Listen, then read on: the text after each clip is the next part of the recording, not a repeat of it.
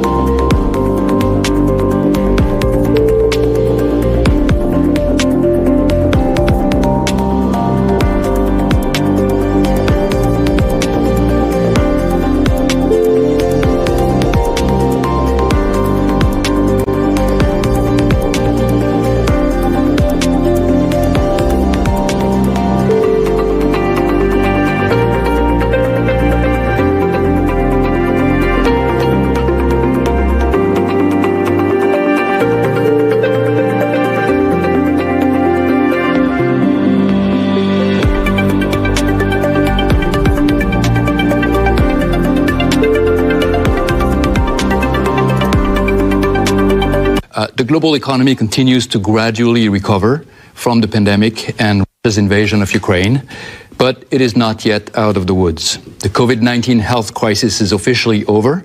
Supply chain disruptions have returned to pre-pandemic levels.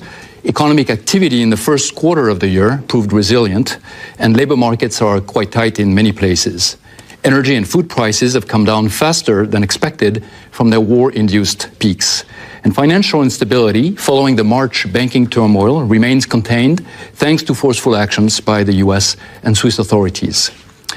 Under our baseline forecast, growth will slow down slightly less than projected from 3.5% last year to 3% this year, a 0.2 percentage point upward revision for 2023. The slowdown is especially concentrated in advanced economies, where growth will fall from 2.7% last year to 1.5% this year. By contrast, growth in emerging markets and developing economies will remain stable at 4% this year and 4.1% next year. Now, this masks significant differences between countries and regions, with emerging and developing Asia growing strongly at 5.3% this year, while many commodity producers will suffer from a decline in export revenues. All right, welcome back to the program. Ikemesi Tefyong is the head of research at SBM Intelligence, and he joins me now to take a look at President Tinubu's ministerial list. Hello, Ikemesi, and thank you for joining us today. Hi, good morning. Thanks for having us. Now, let's get started. Were you surprised? Were you shocked? Were you happy? How was it for you after almost 60 days, about 59 days or so, off waiting for Mr. President's ministerial list? What were your sentiments when you saw that list? Well, I wouldn't say I'm happy or sad necessarily. I also don't know if I was quite surprised. I know that the messaging that kept coming out from government surrogates in the media or social media was that the president was going to be very partial to technical competence in his ministerial choice. Because what you've actually seen from the list, it's been quite the mix between rewarding political principles, people who jumped on his campaign quite early, and also people who delivered for him during the elections, as well as a smattering of technical competence. So I wouldn't say it is very surprising. I think most Nigerian ministerial nominations typically are typically comprised of this mix. There were people that were obviously expecting this particular time around to be different, considering the macroeconomic situation that the country is in right now, both globally and also within the domestic economic environment. But, Nigeria, to use a term which is fascinating these days on social media, Nigeria happened, right? And you kind of saw that expressed in the list, from former governors to senior party officials, people who have been with the president for a very long time, and also political surrogates of some of his most important political backers, as well as people who have cut their teeth in business and law, in economics and finance as well. Yeah. So I would say the ministerial list has a bit of everything, but it leans more to the political end of the spectrum than sort of the technocratic. So does that blend satisfy you? Since you've talked about the blend, a bit of politics, a bit of business people, and we saw the list of 7 women, the list containing 7 women with the 28 that we've seen, does that blend now satisfy you? And do you think it's a good mix for where the economy is now and the state of the nation, that these are the men and women that can pull us out of where we are right now with Mr. President, or that can interpret what Mr. President's policy is about? So I would have loved it to lean more on the technocratic economic side, and for one key reason. We have important institutional stakeholders, both domestic and foreign, right, that we need to engage with closely in order to get Nigeria out of the economic funk that it is. I don't know that many of them would be looking at this ministerial list and would actually be smiling a lot, right, at it. So you would want a situation as a government who is raising debt and might need to raise more debt, who needs to institute significant and painful economic reform, a government that needs to do a lot of work in terms of increasing the structural and institutional integrity of our institutions that will manage key aspects of the polity and the economy. You would have expected a bit more expertise. Now, I'm minded of the fact that going by the tenets of the Constitution, right, the president is supposed to account for the national and federal character of our country in its ministerial appointments. Every president since 1999 has interpreted that to mean that at least every state must be represented in the federal cabinet, and there are 11 states that haven't been represented yet. So there are observers who say that there will be a supplementary nomination list. The spokesperson of the Senate president has already indicated that the Senate will devote as much time as possible, even if it means sitting on consecutive days. They've already postponed their annual vacation because of this, in order to get through as many nominees as possible through confirmation hearings. I would hope that a lot of the remaining names that come through will be technocratic names, although when you look at some of the states that don't have names represented on the list, you're looking at Lagos, you're looking at Kano, you're looking at Bayelsa, it is highly likely that a lot of the names that may come through from some of those states may lean on the political side as well as the institutional side. So I would have loved to see a lot more economic and technocratic competence represented on the list. The observation about gender is also important. Even by Nigerian standards, this is on the low end, right, of female gender representation on the list. Again, the expectation is that this will not, there'll be more nominees that will come through the pipelines.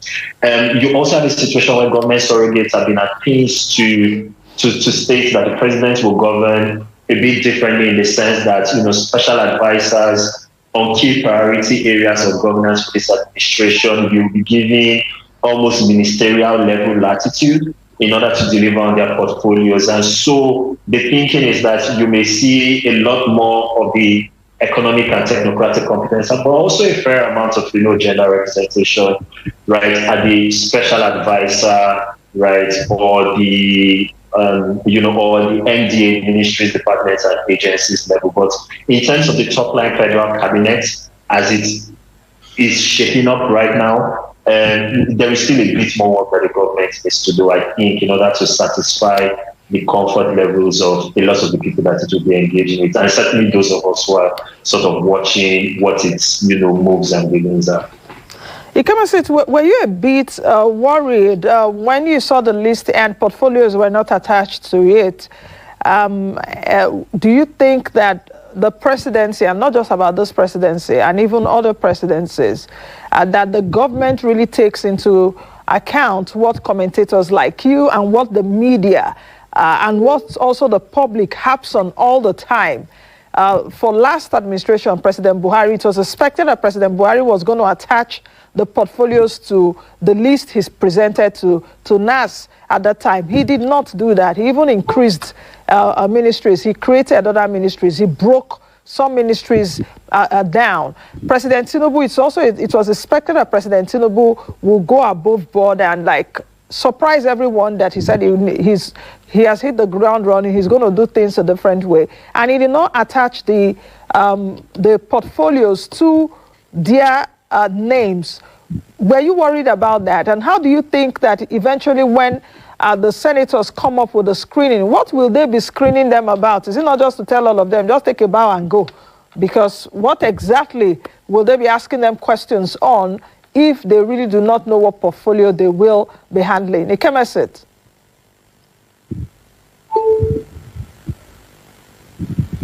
Hello, is Ikemesit there? Can you hear me? Sorry, the quality of the audio has been breaking. Okay, can you hear me now?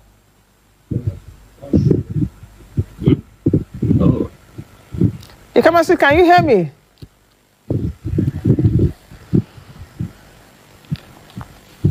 Can you hear me now, Ikemesit? Should I go ahead with a question? All right, let's quickly take a break, and when we come back, we will continue with the interview.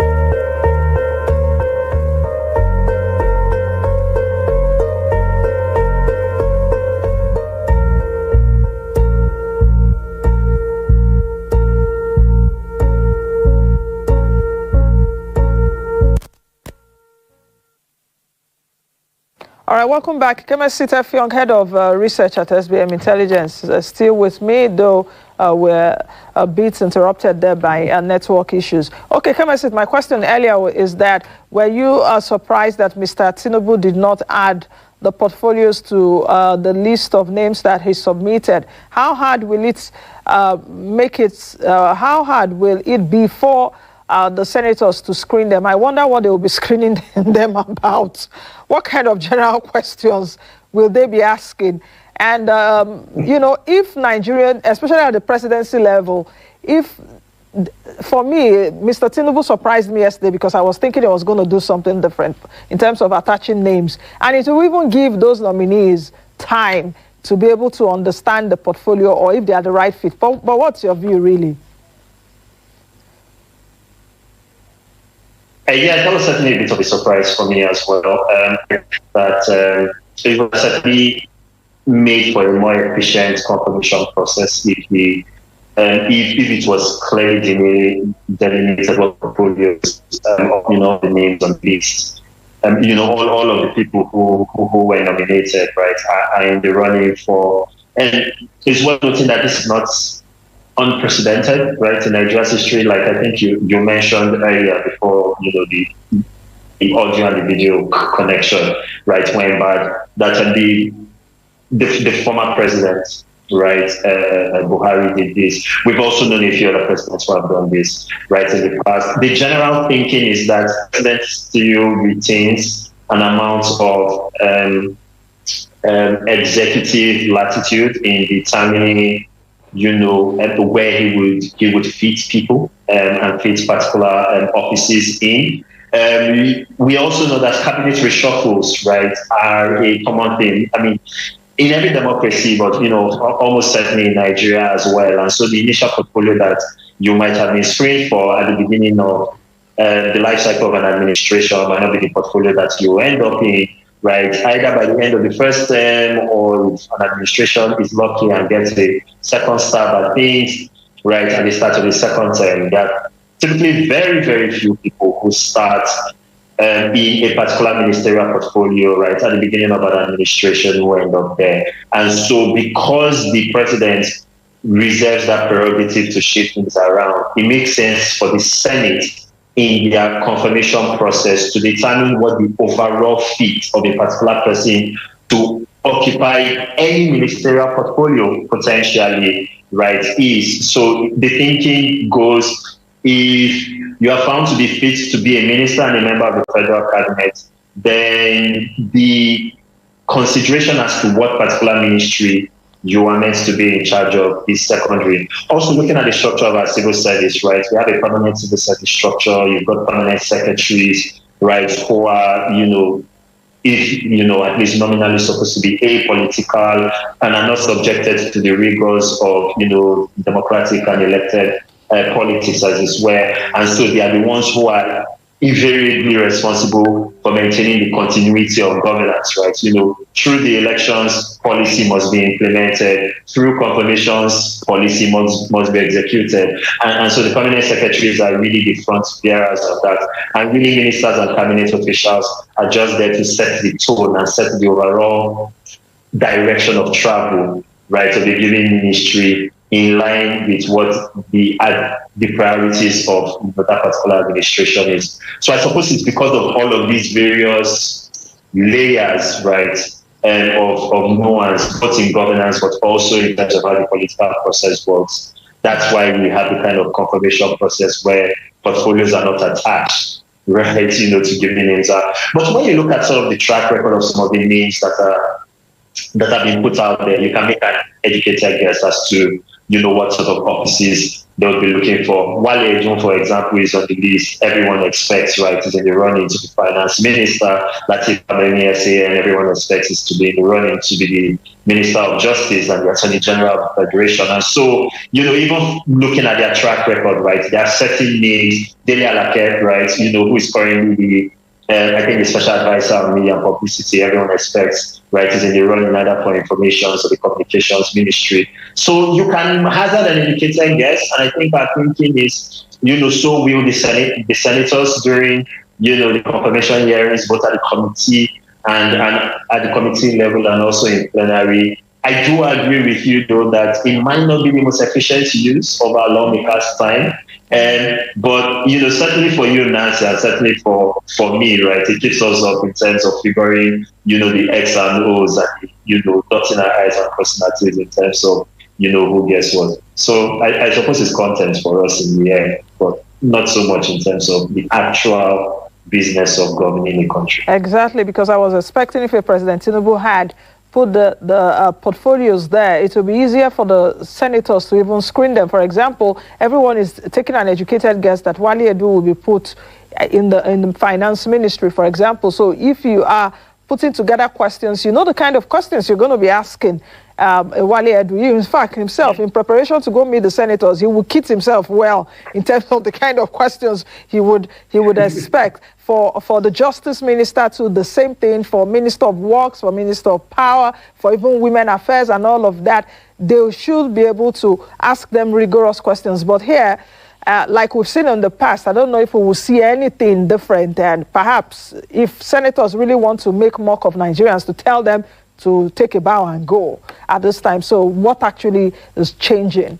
But if we take a look at the list again and look at women, do you think that Mr. President has done well in terms of this is 25%, though there is 35% expectation for women? What do you think about that? And the category of women that are on this list, are they really hard grinders? Are they women that you think that can really, take up space there and really stand the ground and represent the women? Also, are we also taking a look at the vulnerable set of people in our midst? Because we're expecting other nominees that will be presented by Mr. President. This is like batch one, so to speak, because according to the Constitution, we're supposed to have 36 ministers at least.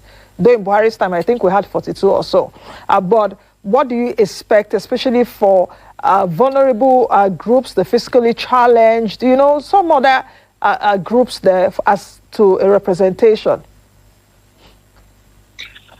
What's quite interesting for me is I don't know if we're there yet. I'll be very surprised or pleasantly surprised if, for example, we get our first, PWD Nigerian minister. That would be astonishing. That would be groundbreaking. It's even a thing which globally isn't very common, even in advanced democracies, where the rights of persons living with disabilities are more widely recognized.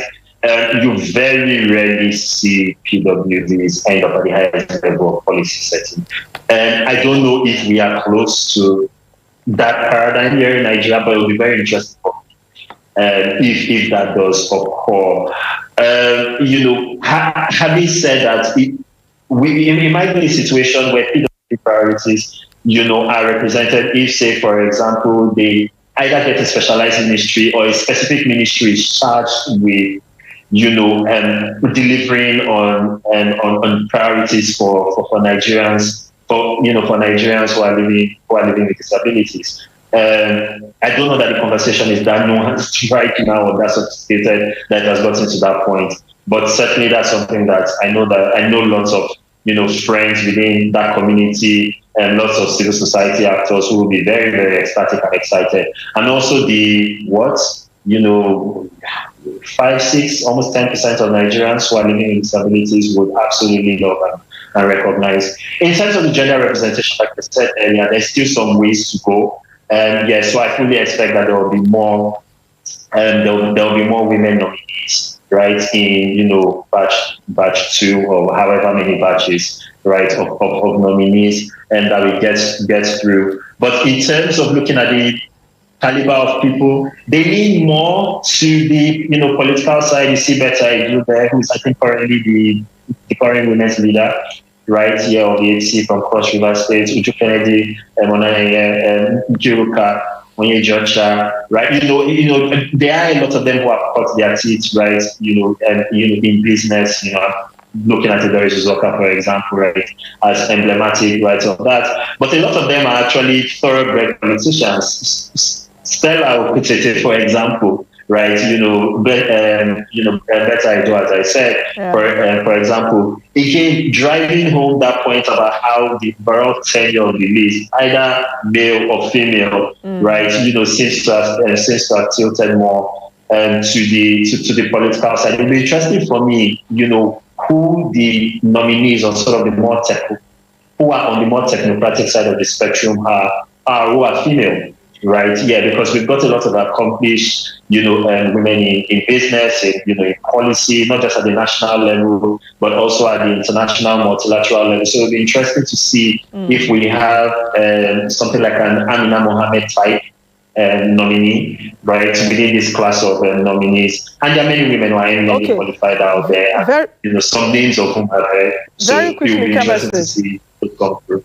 Very quickly, last question, because we have to go. I have another guest standing by. We've talked about the women, even among the category of women. You spoke about Stella Okotete.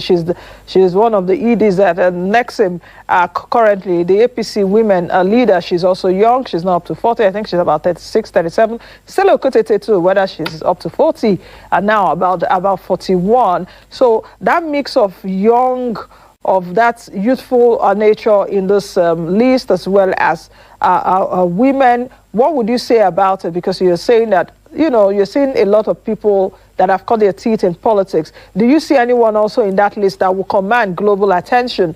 Like what we had during Obasanjo days, that when you mention like Okonjo-Iweala, everyone around the world knows her. Amina Mohammed now, she's at the UN. So names like that, are you also expecting perhaps to see some names like that in the next list that we will see from Mr. President? Well, I hope those names come through. I think the ones that really stand out from sort of an international level, sort of the names which investors will actually perk up and look at right now that have come through. I'm thinking, Uche Naji, for example, right? It's someone who's widely acclaimed, Wale, who we've mentioned, and who, interestingly, because of all of the economic and the finance issues that Nigeria has to get through, had been widely expected and widely hoped for. Right, so we already have some names, right, that have come through. I'm hoping that with the second batch of nominees, which is almost certain to come through, that we would have similar or even people of a higher caliber, right? Who come through. The point of the matter remains that this particular administration needs to nominate people in that category in order for all of the work that it has put in removing subsidies, in liberalizing the foreign exchange regime, in generally just trying as much as possible to make all of those necessary pro-business signals. In all of that, for all of those moves to ring true, for all of those moves to feel authentic, you need to have people who manage those ministries, who have those bona fides, who people feel okay of that particular bet. And so really I think the administration really has only one game, which is that it has to nominate people of that caliber. All right, thank you, Kamesit. Let's talk again soon. Thank you very much for joining us this morning to break down this list. There are still so many issues concerning this list, and we're still expecting more from Mr. President. So have a lovely day. Absolutely, thank you. All right, let's turn our attentions to minimum wage issues, and my guest is joining me also virtually, but he joins us from Ilorin. He's Comrade Issa Aremu. He's the Director General, Michael Imodu Institute for Labor Studies. Hello, Comrade. Good to see you. It's been quite a while. How are you doing? Very good job you are doing to promote knowledge. Comrade Issa Aremu, can you hear me? I can't hear you. Can you unmute yourself? Well, I thought I'm unmuted already. Yes, I can hear you now. Welcome to the show. Yes, I can hear you. Yeah, very well, Nancy. Good morning. And through you, good morning to all your global viewers. And let me commend you for a good job you've been doing to promote knowledge about money market. And now you are even going to do so for labor market. Good morning. Thank you very much, Comrade. Let's get started. Just speak to me like in a few seconds about what you've been seeing. The frosty kind of relationship that we started seeing concerning labor and this administration. I don't need to intimate you about what has happened since President Tinubu came into office. What do you think about Labour's relations with the presidency?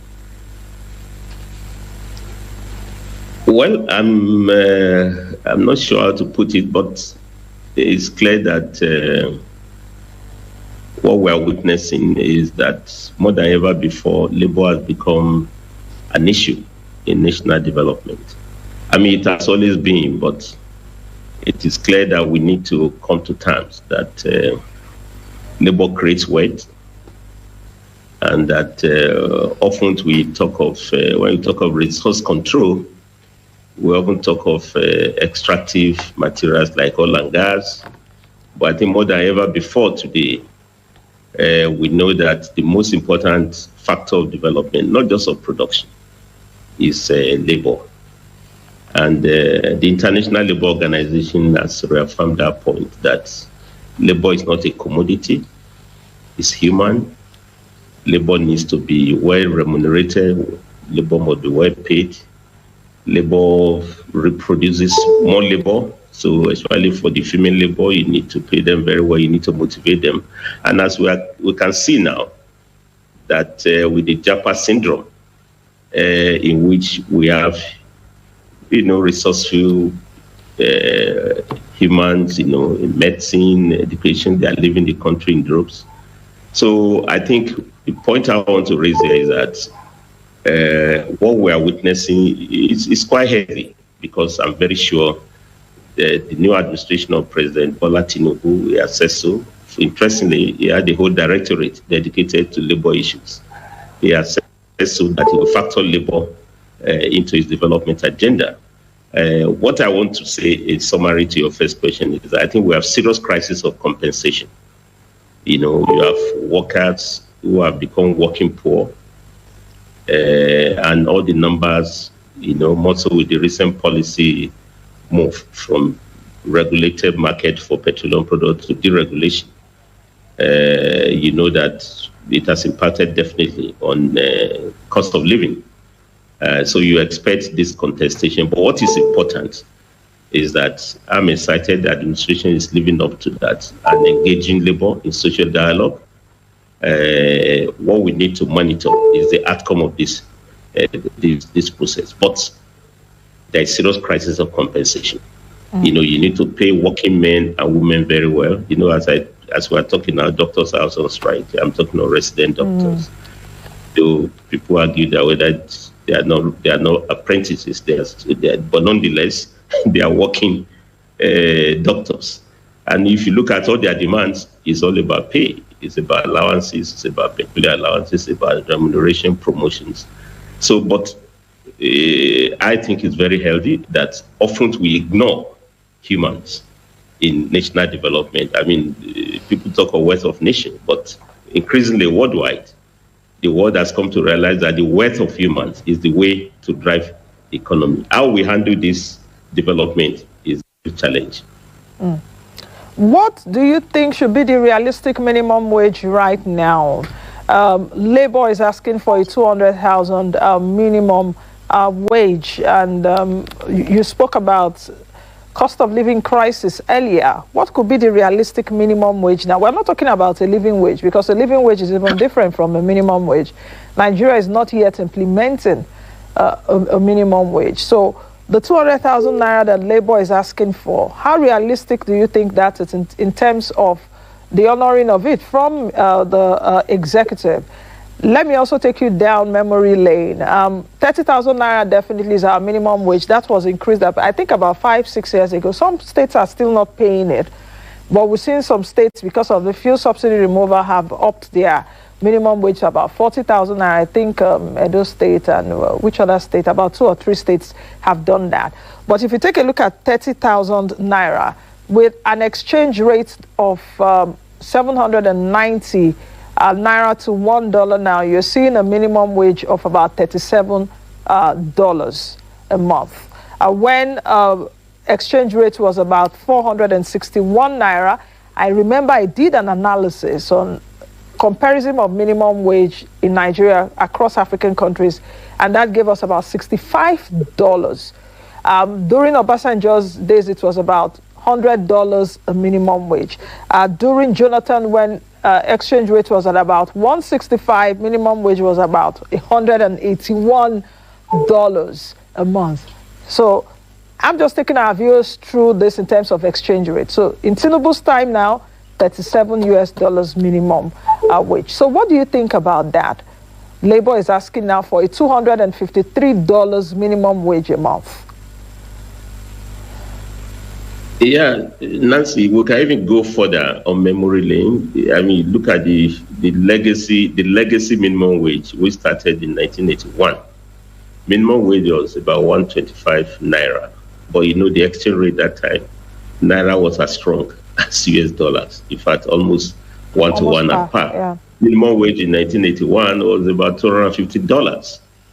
I mean, it's completely a scandal that 4 decades after, I mean, workers in the 80s and in real terms, you know, the workers in 2023 Nigeria, I mean, you can't really drive productivity. In fact, we're talking of collapse of wages, you know, in the true sense of the word. Whether minimum, as you said, we are not talking at all living wage.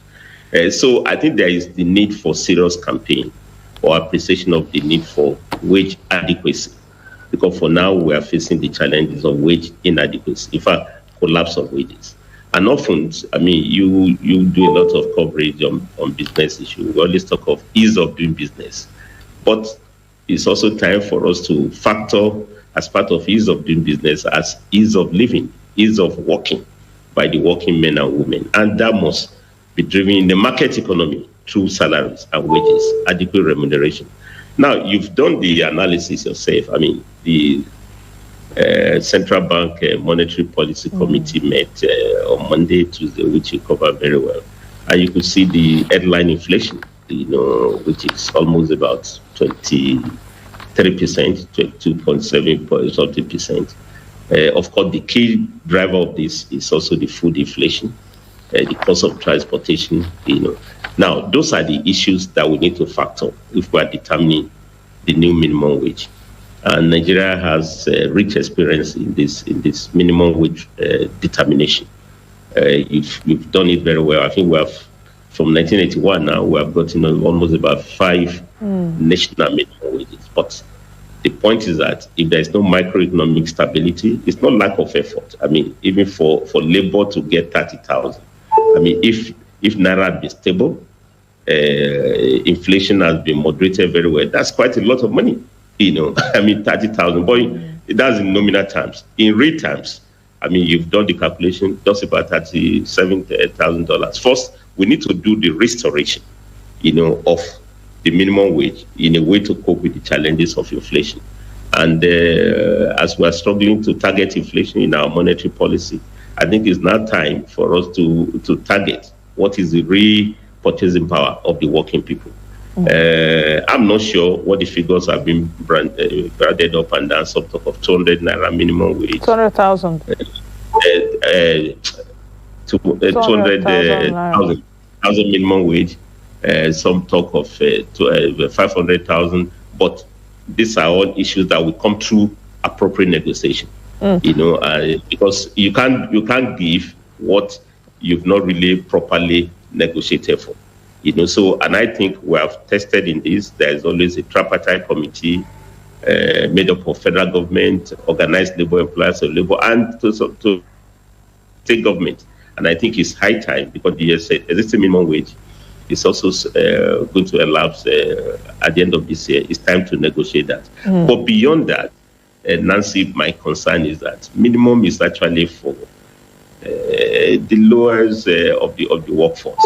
The real challenge is living wage, which should be given to those, you know, who are working, and you need to pay them in relation to their productivity, also in relation to what you expect them to do, you know, over the year. And that's where we must aggressively pursue that. And I'm quite impressed because President Tinubu promised living wage. He wasn't just talking of minimum wage, living wage. So is this not the time to get, I mean, for organized labor, employers of labor, to also engage with the new government? And now that the cabinet is almost taking shape now, it's time for us to get going, because honestly speaking, there can't be renewed hope for recovery. You know, when you are working poor, if I'm working beggars, I've seen it, workers have become... exactly, the working poor. Yeah. Because if you're actually working, you shouldn't be poor. Yeah. At least if you're poor for a while, it should be able to take you to a place whereby you get off the threshold of extreme poverty. You know? Absolutely. I mean, the whole idea of living wage is actually to make working people to live, not just for work, to live for life. Exactly. You know, I mean, pay school fees, you must be able to pay for education, you must be able to pay for transportation, you must even think of saving. I mean, there was once a Nigerian economy in which once you get a job, it's a raise out of poverty. You know, you could save money, send your children to school, you can buy land, you can build houses. We have to return back to that. You know, and that's what happens in really serious economies of the world. Okay, once you work, you can be able to live, and it's also smart economics, because workers' pay goes into buy goods and services. You know, in the economy, it stimulates consumption, spending, investment, low capacity utilization in the private sector because purchasing power is low. Most states are dead. You know, because servants are paying reasonable pay. Yeah. Okay, comrade, let's take a look at what you your friends, because you're still a comrade, you're still a labor person, you are the DG of my colleague, Imodu Institute of Labor Studies. Your friends, I know you're getting a lot of news and a lot of perhaps calls from your comrade friends. NLC has proposed, a planned protest in the next few days. What do you think? And do you think that this presidency has started on a good note in terms of having a good relationship with labor? That's one. Then number two, what do you think of this current labor? I don't know, I might be putting you in a very bad spot with this question, but what do you think about this labor organization leaders now in terms of TUC, Pengasan, NLC, the crop of leadership that we're having now? Should Nigerians trust them? And do you think that the government respects them enough to be able to attend to the yearnings of labor? Well, Nancy, the reality today is that we have vibrant, organized labor movement. I'm from that tradition. But the reality is also that we have a lot of policy challenges. What has immediately triggered the recent contestation is the removal of the subsidy on petroleum products. But there's also a consensus, even within the organized labor, as well as employers of labor and government, even across the political spectrums. You know, Nancy, there was a consensus that this regime of subsidy for one product, in which we spend close to 5 to 6 trillion naira per annum, 400 billion naira, I don't know what the figures per month, on just one single product, everybody has come to the consensus that it's not sustainable. I mean, the entire budget of Lagos, Lagos is the only one that has entered the 1 trillion naira budget. And their budget is 2 trillion to 20 million population. You can imagine the money we're spending on one product will have done for those states. Labor is also converted to that. But I think there's also a consensus that we can manage this transition very well. In fact, all labor is asking for is just transition. You know, what I look at just transition is that if you are moving from a policy of regulation to wholesale deregulation, you need to have plans on how to cushion the effects of it. And I'm happy the presidency has also set up a committee that I've been discussing. But the next level of organized labor now, which is also very, we shouldn't ignore it, is that we have to make sure that that committee discussion comes to certain conclusion fast. There should be lower hanging fruits of some of the policies that have to be rolled out. One of them will include what me and you are discussing, let the committee on minimum wage get cracking, because that will be the sustainable way in which workers can survive if you jack up their pay. But there should also be need for, whether you call it intervention, you call it palliative. We're in a market economy. Nancy, you have to pay for tomato, you have to pay for transport. That's gone up. So it's time to do some transfer of resources to the working people. And I'm happy some state governments are already moving in that direction. I know of Ogun State, Oyo State, even the Kwara State here, that's announced 10,000 naira direct transfer to all workers, And we proviso that will be paid as for until the new minimum wage is put in place. So what is taking place at the state level must also take place at the federal level. And I think the earlier we resolve this through social dialogue. I don't think a threat on the part of government will help, nor on the part of the labor. Because we're going to have new round of protests, granting the economy that is already granted on account of high prices. I don't think that will help. The solution is constant dialogue to have a concrete agreement. Okay, comrade. I think we'll leave it at that. I'll talk to you again sometime soon. Of course, the question really should be around strengthening the naira, strengthening the capacity of Nigeria as an economy.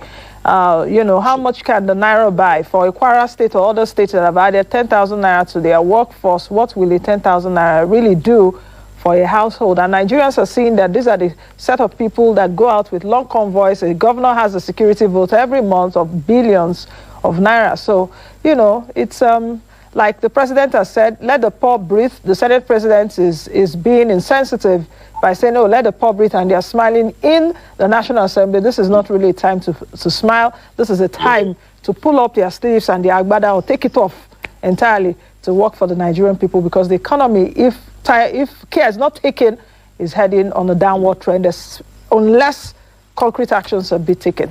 Many thanks to you, comrade, for joining me today. As you said, Nancy, let the nation breathe. Let the nation breathe. Let us breathe. Let us breathe. Economic stability, and I'm happy you got it right. That's the way to go. Thank you very much, comrade. Thank you. Thank you. All right, I've been speaking with Comrade Isarem, who is the Director General of Michael Imodu Institute for Labor Studies in Ilorin. That's a wrap from us today. And this week, in fact, we were not on yesterday. I must thank our girls, Super Falcons. They made me, you needed to see the way I was shouting and dancing yesterday. Monday is another day. We wish them success. I'll see you all again next time. Be the best you can be and be the change that you want to see. I am Nancy Naji. Bye for now.